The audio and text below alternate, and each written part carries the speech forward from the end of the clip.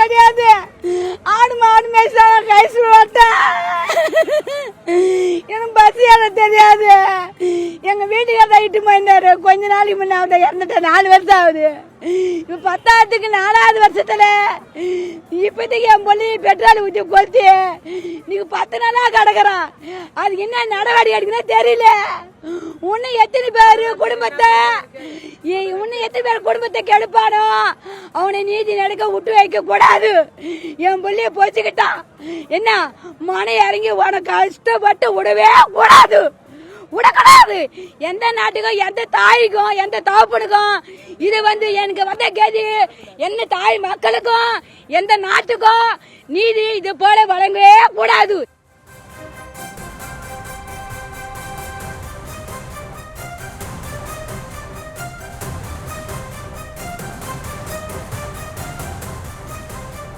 ராணிப்பேட்டை மாவட்டம் திருமால்பூரில் தமிழரசன் என்ற இளைஞர் எரித்து கொலை செய்யப்பட்டதில் உடலை வாங்க மறுத்து உறவினர்கள் காத்திருப்பு போராட்டத்தில் ஈடுபட்டிருக்கிறார்கள். நெஞ்சில் அடித்துக்கொண்டு உறவினர்கள் அழக்கூடிய அந்த காட்சிகளும் தற்போது வெளியாக இருக்கிறது. தொடர்ந்து விவரங்களை நேரலையில் எமது செய்தியாளர் துரை வெங்கடேஸ்வரன் வழங்கிட கேட்கலாம். துரை வெங்கடேஸ்வரன், வணக்கம். விரிவான விவரங்கள் என்ன?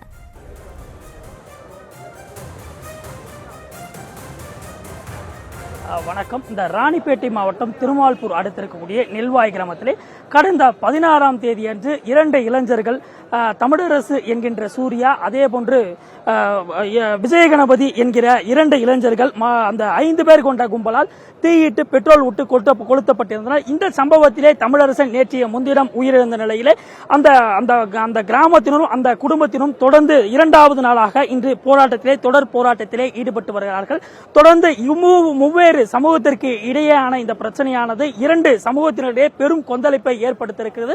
தமிழரசன் மற்றும் அதே போன்று இந்த விஜயகணபதி என்கிற 2 இளைஞர்களுடைய அந்த தமிழரசனுடைய உயிரிழப்பு என்பது இந்த கிராம மக்களிடையே பெரும் துயரத்தையும் அதே போன்று பெருத்த கொந்தளிப்பையும் ஏற்படுத்தியிருக்கிறது. இந்த நிலையிலே நேற்றைய தினம் முதலே தொடர்ந்து இந்த பகுதியிலே பாமகவினர்கள், வன்னியர்கள், அதே போன்று யாதவ சமுதாயத்தினர் என அந்த கிராம மக்கள் என பல்வேறு தரப்பட்ட அந்த பொதுமக்கள் தொடர்ந்து காத்திருப்பு போராட்டத்திலே ஈடுபட்டு வருகிறார்கள்.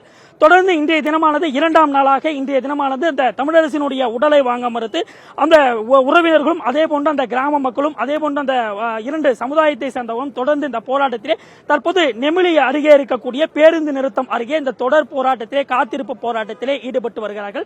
சுமார் 300க்கும் மேற்பட்ட இந்த பகுதியிலே 300க்கும் மேற்பட்டோர் அமர்ந்து தற்போது போக்குவரத்திற்கு எவ்வித இடையூறும் இன்றி தற்போது இந்த போராட்டத்திலே ஈடுபட்டு வருகிறார்கள்.